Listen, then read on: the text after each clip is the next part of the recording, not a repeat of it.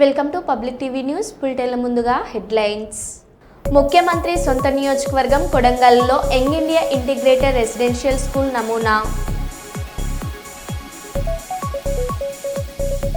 మహారాష్ట్రలోని విలీనం కానున్న తెలంగాణలోని 14 గ్రామాలు.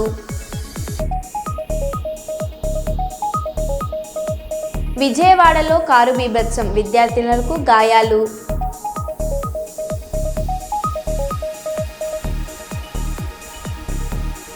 అఖిల భారతీయ విద్యార్థి పరిషత్ ఆధ్వర్యంలో వరంగల్ ప్రెస్ క్లబ్లో ప్రెస్ మీట్.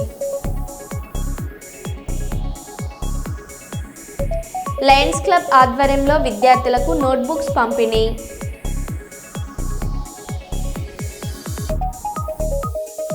ఇక వివరాల్లోకి వెళ్తే, రేవంత్ రెడ్డి జుట్టు మా చేతిలో ఉంది, కేంద్రం మా చేతిలో ఉందని చంద్రబాబు అనుకుంటే మేము ఖచ్చితంగా వ్యతిరేకిస్తాం. నది ఏ బేసిన్లో ప్రవహిస్తుందో ముందు ఆ బేసిన్ అవసరాలు తీరాక కింది ప్రాంతాల మిగతా నీళ్లు తీసుకోవాలి. గోదావరి, కృష్ణా నదులు సింహభాగంగా మనం తెలంగాణలో ప్రవహిస్తాయి. ముందు మన అవసరాలు మనం తాగడానికి నీళ్లు తీసుకోవాలి. మా నికర జలాల్లో, మిగులు జలాల్లో మా వాటాను కేంద్రం తేల్చకుండా నీళ్లు మేము తీసుకుంటామని ఆంధ్ర నాయకులు అనడం ఎలా అని కేటీఆర్ అన్నారు. అర్థం ఉంటుంది. ఇలా గోదావరి బేసిన్లో, కృష్ణలో మరి సింహభాగం మన దగ్గర ప్రవహిస్తుంది తెలంగాణలో. ఇక్కడ అవసరాలు తీరకుండానే ఇక్కడి పారిశ్రామిక అవసరాలు కానీ, ఇక్కడి సాగునీటి అవసరాలు కానీ, తాగునీటి అవసరాలు కానీ, ఇప్పుడు రేపటి రోజున హైదరాబాద్లో కానీ, కరీంనగర్లో కానీ, ఇంకా ఇతర పట్టణాల్లో కానీ 24/7 డ్రింకింగ్ వాటర్ ఇవ్వాలనేది మా కళ. మేము గతంలో కరీంనగర్లో ప్రయోగం చేసినాం కూడా. మరి అట్లాంటి అన్ని ఇంకా తేల్చకుండానే ఎన్ని నీళ్ళు అవసరమైతే లెక్కలు తీయకుండానే కిందికి నీళ్లు వృధాగా పోతున్నాయి, మేము పట్టుకపోతామంటే ముందు బేసిన్ అవసరాలు తీరనియండి. బేసిన్లో డెఫినేషన్ రానియండి. నికర జలాల్లో మా వాటా ఎంత, మిగులు జలాల్లో మా వాటా ఎంత, ఎవరు తేల్చాలి? ఇది కేంద్ర ప్రభుత్వం తేల్చాలి. కేంద్ర ప్రభుత్వం నియమించే మరి ట్రైబ్యునల్స్ తేల్చాలి. అవి తేలకుండానే మేము నీళ్లు కొంటపోతాం. మా చేతుల ఇలా కట్టి ఉంది కాబట్టి కట్టెతోని బర్రెని ఎటువంటి అదిలించకపోతాం. కేంద్ర ప్రభుత్వాన్ని రేవంత్ రెడ్డి జుట్టు మా చేతులు ఉంది కాబట్టి మేము ఆడిచ్చినట్టు ఆడతాం, మా కోవట్టు పరిపాలిస్తున్నాడు తెలంగాణ కాబట్టి ఫుట్బాల్ ఆడతామని చంద్రబాబు అనుకుంటే దాన్ని ఖచ్చితంగా వ్యతిరేకిస్తాం. తప్పేమున్నది? బీహార్ సమస్తీపూర్లోని సింధియా ఘాట్లో 100 మంది యువకులు నాగులపాములను మెడలో వేసుకుని ఊరేగింపుగా వెళ్లిన వీడియో వైరల్ అవుతుంది. పిల్లలు సైతం పామును చూసి భయపడకుండా భజనలు చేస్తూ నాగదేవత ఆలయానికి వెళ్లారు. నాగపంచమి సందర్భంగా స్థానికులు పాముల ఉత్సవం నిర్వహించినట్లు తెలుస్తుంది. అయితే గత 200 ఏళ్లుగా ఈ సంప్రదాయాన్ని జరుపుకుంటున్నట్లు వారు చెబుతున్నారు.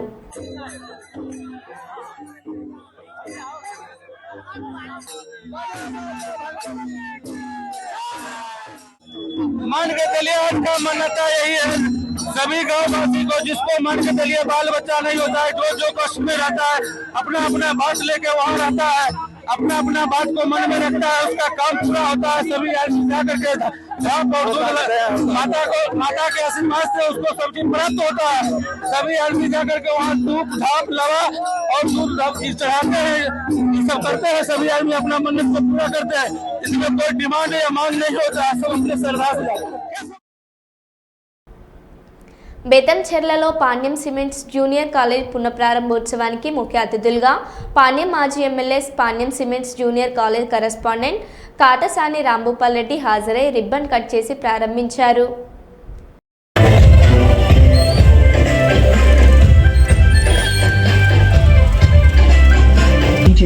సందీప్ గిరి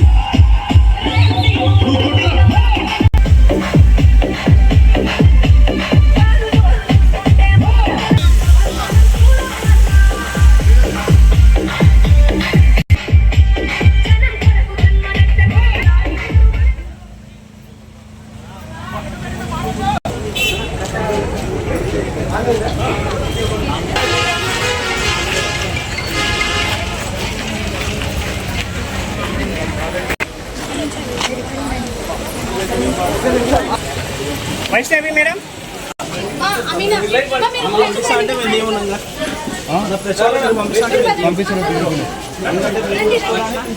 వెనుకొచ్చి తీసుకోవడం తీయదని చెప్పడానికి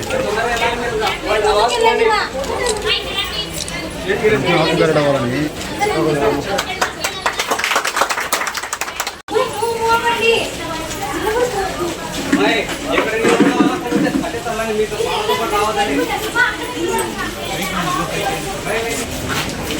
బాగున్నాను సార్.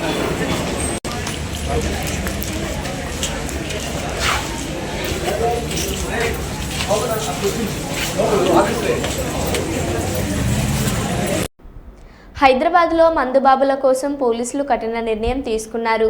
ఇకపై పగలు కూడా డ్రంక్ అండ్ డ్రైవ్ టెస్టులు నిర్వహించనున్నారు.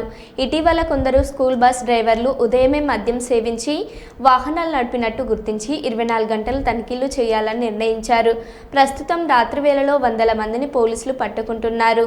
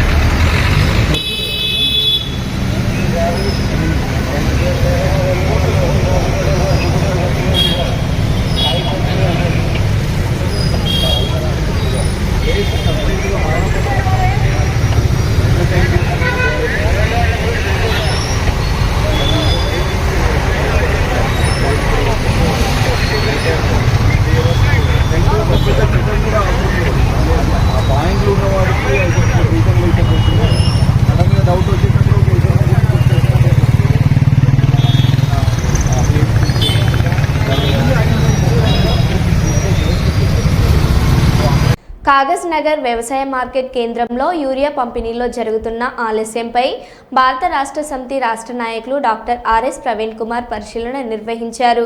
రైతులకు అధికారులు నిర్దేశించిన తేదీలలో యూరియా సరఫరా చేయకుండా ఆలస్యం చేస్తున్నారని, దీనిపై రైతులు తీవ్ర ఆగ్రహం వ్యక్తం చేశారు. ఈ విషయంపై స్పందించిన డాక్టర్ ప్రవీణ్ కుమార్ రైతుల సమస్యలను వెంటనే పరిష్కరించాలని అధికారులను డిమాండ్ చేశారు. మర్తిడి గ్రామంలో అదే జరిగింది. బెజ్జూరులో అయితే కాంగ్రెస్ నాయకుడే కూర్చొని సప్లై చేస్తూ ఉన్నాడు. ఏమనంటే నేను డైరెక్టర్ అంటాడు. డైరెక్టరు సింగిల్ విండో మీ మీటింగ్ లేనప్పుడు రావాలి. మిగతా టైంలో అయితే కూడా అక్కడ ఉండే సెక్రటరీనో లేకపోతే అగ్రికల్చర్ ఆఫీసర్లో వాళ్ళ కన్సర్న్లో జరగాలి కదా. వాళ్ళ కన్సర్న్లలో జరగకుండా కాంగ్రెస్ నాయకులు వచ్చి మేము డైరెక్టర్లం అని చెప్పి అట్లా కూర్చొని వాళ్ళ ఊరికి సంబంధించిన వాళ్ళ మనుషులకే ఇచ్చుకుంటూ ఉన్నారు. మరి మిగతా వాళ్ళ పరిస్థితి ఏంది? అంటే దేశం అంతా కాంగ్రెస్ వాళ్ళు అయితేనే మీరు యూరియా బస్తాలు ఇస్తారా? కేసీఆర్ గారు ఉన్నప్పుడు ఇట్లా జరగలేదు కదా. కేసీఆర్ గారు ఉన్నప్పుడు పక్కా గ్రామ పంచాయతీ ఆఫీసు ముంగట సీజన్కు రాకముందే ముందర యూరియాలను ఇచ్చేవాళ్ళు.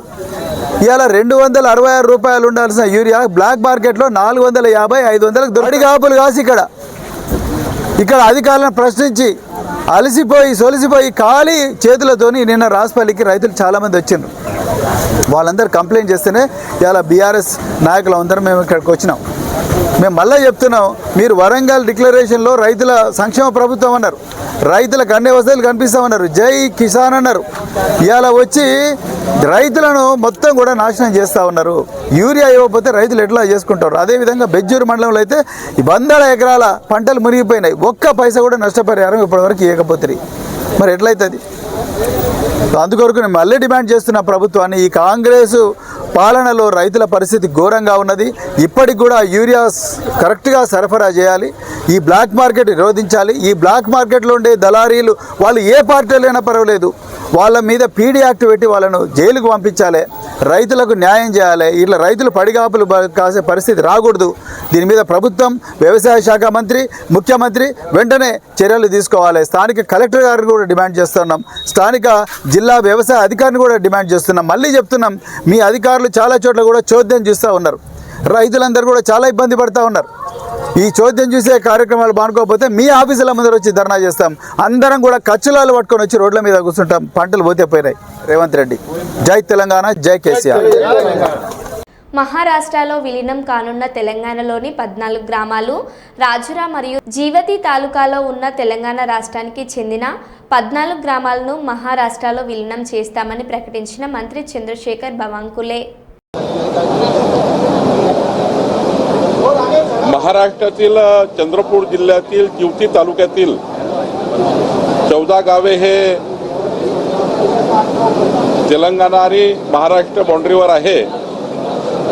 आणि ही 14ही गावं महाराष्ट्राच्या जमाबंदी आयुक्ताच्या रेकॉर्डप्रमाणे ही सर्व गावं महाराष्ट्राची आहेत.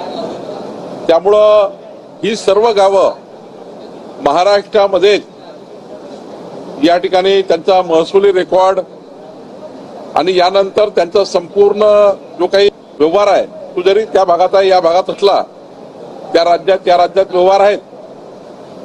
त्या राज्यात काही शेती आहे या राज्यात काही शेती आहे. त्यामुळं गावाचं जे गावठाण आहे ते महाराष्ट्रामध्येच राहील याबद्दलची कारवाई आम्ही चालू केलेली आहे आणि याबद्दलचा पुरावा रेकॉर्ड आमच्याकडे आहे आणि त्याची नोंद आता महाराष्ट्र शासनाने घेतली आहे. सर नेमका एक मिनिट त्याच्यामध्ये प्रश्न असा आहे की त्या गावांमध्ये मतदार असेल किंवा दोन्हीकडे त्यांना मतदान काय महाराष्ट्रात आहे? 100% महाराष्ट्राचे मतदार आहेत. 14ही गावातले नागरिक आणि महाराष्ट्रातच मतदान करतील. ग्रामपंचायती, जिल्हा परिषद, पंचायत समित्या, स्थानिक स्वराज्य संस्था निवडणुकीमध्ये सुद्धा त्या ग्रामपंचायतचा त्या ठिकाणी ज्या आहेत त्या महाराष्ट्राचाच भाग राहणार आहे. त्यामुळे यामध्ये काही कन्फ्युजन नाही. फीस जी आहे ती तेलंगणामधून येते अशी देखील माहिती उपलब्ध आहे. तर त्या काही काळ असा होता की तिकडला व्यवहार इकडला व्यवहार सारखा आहे. बाजारपेठ पण काही सीमा ओलांडाची एवढाच भाग आहे. लागून असल्यामुळे कुठे आपण भाजीपाला आणतो, किराणा आणतो किंवा हॉस्पिटलला जातो तो व्यवहार आहे. पण जर स्टेटस काय, घरं कुठले आहेत, गावठाण कुठलेला आहे, ग्रामपंचायती कुठल्या आहे, महसुली रेकॉर्ड कुठे आहे तर महाराष्ट्रामध्ये आहे. त्यामुळे जिवती, चंद्रपूर मधले 14ही ग्रामपंचायती गावं हे महाराष्ट्रात असतील आणि त्या महाराष्ट्रात आहेत. सर पण तेलंगणात पण उद्या जाऊन या दावा केला तर काय प्रश्न? तेलंगणाकडे रेकॉर्ड नाहीये, रेकॉर्ड महाराष्ट्राकडे आहे. त्यामुळं तेलंगणाचा दावा त्या ठिकाणी काही मजबूत होणार नाही. पण समाविष्ट झाले असं म्हणायचं की समाविष्ट करण्याची प्रक्रिया जवळपास झाली आहे. लवकरच त्याचा आम्ही अंतिम निर्णय करू. విజయవాడ బెంజీ సర్కిల్ వద్ద ఓ కారు బీభత్సం సృష్టించింది. కార్ డ్రైవర్ మద్యం మత్తులో ఉండడంతో ముందు వెళ్తున్న 2 కార్లను ఢీకొట్టగా పక్కనే ఉన్న విద్యార్థులపై కార్లు దూసుకెళ్లింది. ఈ ఘటనలో 4 విద్యార్థులకు తీవ్ర గాయాలయ్యాయి. మరికొందరు స్వల్పంగా గాయపడ్డారు. క్షేత్రగాత్రులను ఆసుపత్రికి తరలించారు. కారు యజమాని ఓ పోలీసు ఉన్నతాధికారికి అత్యంత సన్నిహితుడిగా సమాచారం.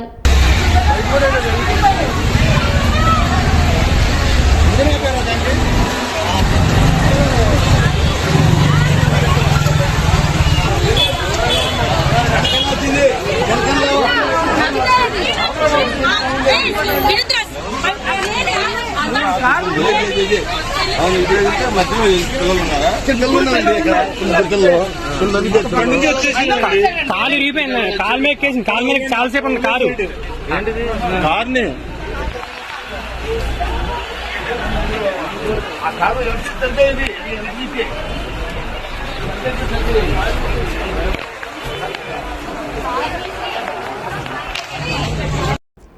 కర్నూలు జిల్లా అదోని మండలం పరిధిలో పెద్దతుమ్మలం గ్రామం నందు ప్రాథమిక వ్యవసాయ సహకార పరపతి సంఘమూలి చైర్మన్గా పదవికి ముచ్చటగా 3వసారి ఏకగ్రీవంగా ఎన్నికైన అన్వర్ బాషాకు అభినందనలు తెలిపిన గ్రామ ప్రజలు. అనంతరం ఏర్పాటు చేసిన మీడియా సమావేశంలో కె ఉమాపతి నాయుడు మాట్లాడారు.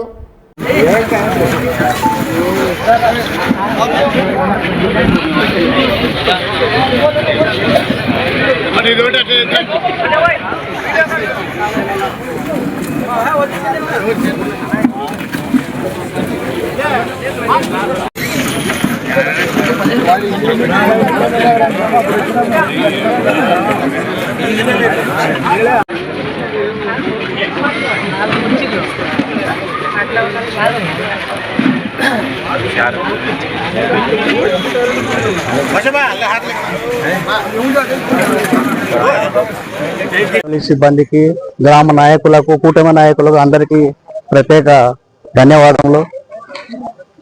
పూజ్యులు పెద్దలు మీనాక్షి నాయుడు సార్ గారు మనకు ఈ అవకాశం కల్పించినందుకు ఉమాపతి సార్ గారికి, లీడర్లందరికీ, నాయకులకి తప్పకుండా ఈ సొసైటీ అభివృద్ధికి మా డైరెక్టర్లతో సహా కృషి చేస్తానని చెప్పి నేను హామీ ఇస్తున్నాను.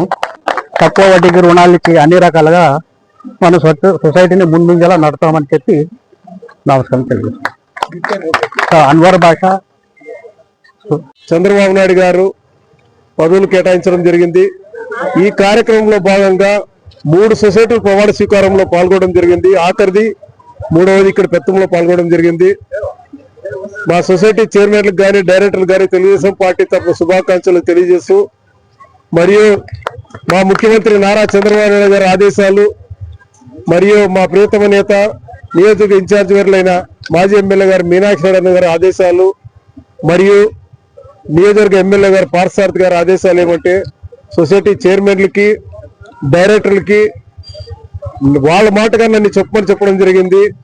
అయ్యా, మీకు ప్రభుత్వమే రేపు పొద్దున్న దేశానికి కానీ మన పార్టీకి కానీ ఇంకోటానికి కానీ వెన్నమ్ముకున్నట్లు వాళ్ళు వాళ్ళతో స్నేహంగా ఉండి వాళ్ళకి కావలసిన మీ సొసైటీ పరిధిలో ఏ విషయాలున్నా, సొసైటీ పరిధిలో ఏమున్నా వాటి ప్రజలు చేర్చే ఏర్పాటు చేయమని చెప్పడం జరిగింది.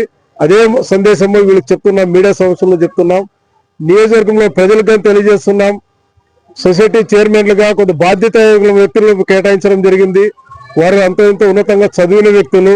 మీ సమస్యలు ఏమైనా ఉంటే 3 సొసైటీల్లో మీ సమస్యలు ఏమైనా ఉంటే చైర్మన్ గారు మీకు అందుబాటులో ఉంటారు. సొసైటీలో మీ సమస్యలు వారికి చేతనంత వరకు పరిష్కరిస్తారు.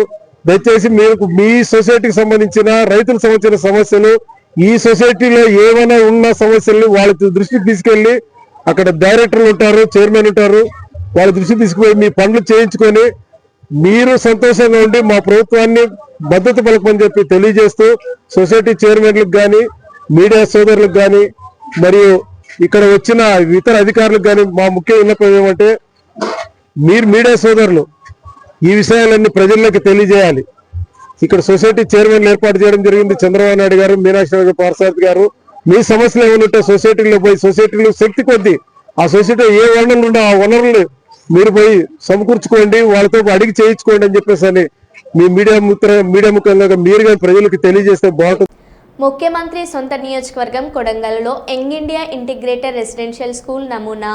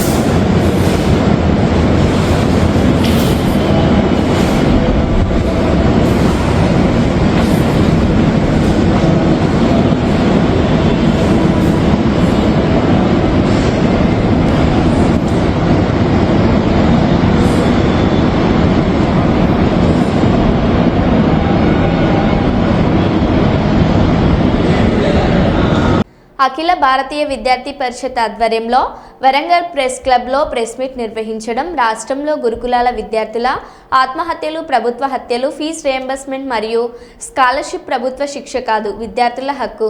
ఫీజు రియంబర్స్మెంట్ చెల్లింపులో కొత్త నిబంధన పేరుతో పాలిటెక్నిక్ విద్యార్థులను విద్యకు దూరం చేసే కుట్ర పన్నుతున్నది.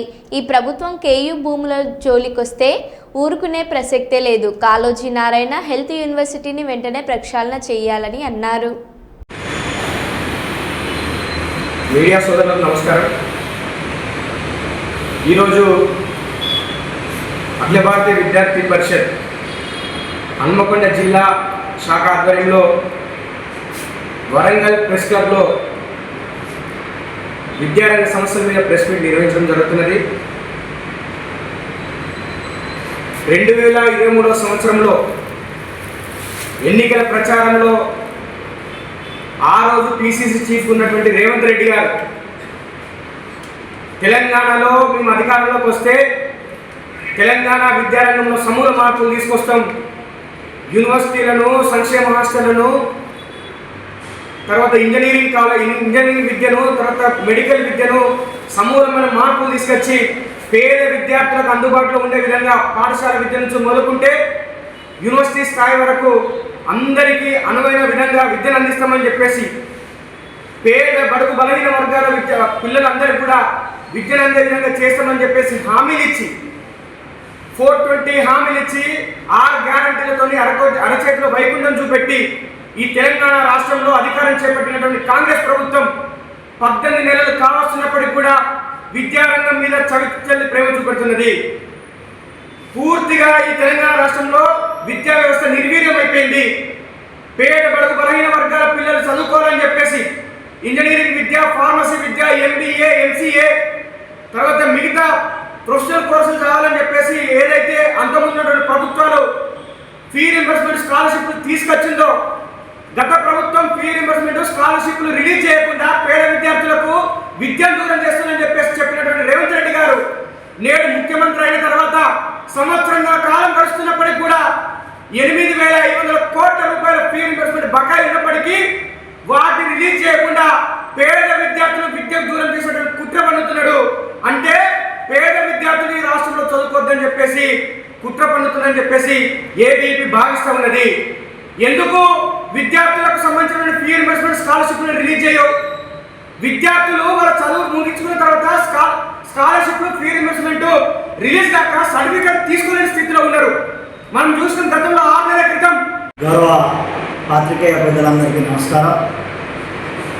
నూతనంగా ఏర్పడినటువంటి కాంగ్రెస్ ప్రభుత్వ పాలనలో గత ప్రభుత్వం ఏదైతే రాష్ట్రంలో ఉన్నటువంటి విద్యా వ్యవస్థ పట్ల రాష్ట్రంలో బడుగు బలహీన వర్గాలు, SC, ST, BC మైనారిటీ బిడ్డలు చదువుకునేటువంటి ప్రభుత్వ గురుకులాలను గత ప్రభుత్వం ఏవైతే నిర్లక్ష్యం చేసిందో ఆ నిర్లక్ష్యం ఈ ప్రభుత్వము నిర్లక్ష్యం చేయదని భావిస్తే ఈరోజు ఈ ప్రభుత్వం ఏర్పడిన తర్వాత రాష్ట్రంలో గత 20 నెలల నుండి సుమారుగా గురుకులాల్లో 93 మంది విద్యార్థులు బలయ్యారు.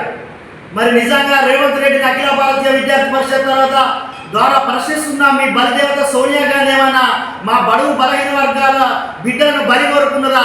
గురుకులాల్లో చదువుకునేటువంటి విద్యార్థులను ఎందుకు నిర్లక్ష్యం చేస్తున్నారు?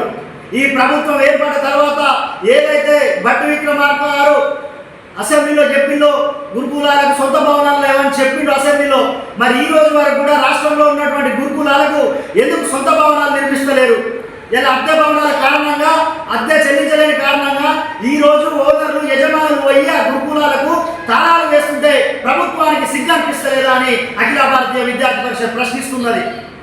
ఈరోజు నిజంగా హాస్టల్స్లలో ఫుడ్ ఏజెన్సీలు అక్రమంగా అన్యాయంగా విద్యార్థులకు పెట్టాల్సినటువంటి నాణ్యమైనటువంటి ఆహారం అందించకపోతే ఈరోజు అనేక మంది బిడ్డలు ఫుడ్ పాయిజన్ అయ్యి గురుకులాల్లో, కస్తూర్బా గాంధీ బాలికల విద్యాలయాల్లో ఫుడ్ పాయిజన్ అయ్యి హత్యకు గురవుతుంటే ఈ ప్రభుత్వం విద్యాశాఖను తన దగ్గర ఉంచుకున్నటువంటి ఈ రాష్ట్ర ముఖ్యమంత్రి ఎందుకు సమీక్ష నిర్వహిస్తలేడు? అంటే పేద పిల్లలు చదువుకునేటువంటి పాఠశాలల పట్ల ఎందుకు అంత చిన్న చూపు అని మీరేమైనా కార్పొరేట్ విద్యా వ్యవస్థను దాసం చేయడానికి ప్రయత్నిస్తున్నారని అఖిల భారతీయ విద్యార్థి పరిషత్ తర్వాత ప్రశ్నిస్తున్నాం. అదేవిధంగా ఏదైతే గత నెలలో ఏదైతే రాష్ట్రంలో ఫుడ్ పాయిజన్ ద్వారా లేదా మిగతా కారణాల ద్వారా విద్యార్థులు ఆత్మహత్యకు పాల్పడుతుంటే కనీసం ఈ రాష్ట్రంలో ఉన్నటువంటి అధికారులు కావాలి. ప్రజల అవసరాల దృష్ట్యా ప్రతి కాలనీలో దశల వారీగా అభివృద్ధి పనులు చేసే విధంగా చర్యలు తీసుకుంటున్నామని గౌరవ వర్ధనపేట నియోజకవర్గ ఎమ్మెల్యే విశ్రాంత IPS అధికారి శ్రీ KR నాగరాజు అన్నారు. వర్ధనపేట నియోజకవర్గ పరిధిలోని గ్రేటర్ వరంగల్ మున్సిపల్ కార్పొరేషన్ 1వ పరిధిలోని ఎర్రగట్టుగుట్ట శ్రీనివాస కాలనీలో చిన్నపాటి వర్షానికే డ్రైనేజ్ నీళ్లు ఇళ్లలోకి వస్తున్నాయని స్థానిక నాయకులు, ప్రజలు సమాచారం అందించగా నేడు క్షేత్రస్థాయిలో కాలనీలో పర్యటించి త్వరితగతిన పనులు పూర్తి చేసే విధంగా కృషి చేస్తానని ఎమ్మెల్యే నాగరాజు హామీ ఇచ్చారు.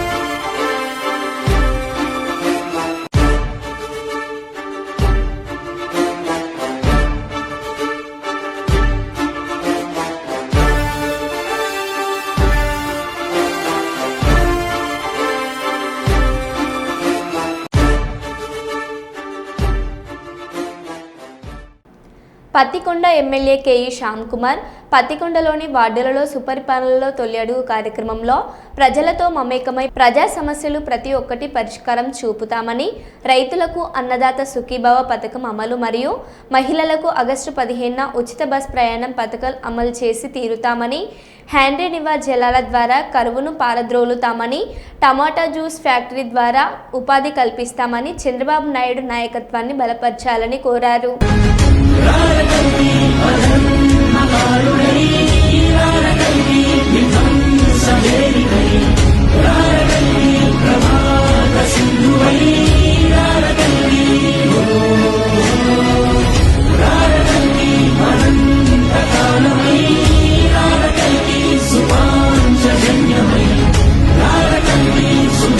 మరో బులెటిన్లో మళ్ళీ కలుద్దాం. Stay tune.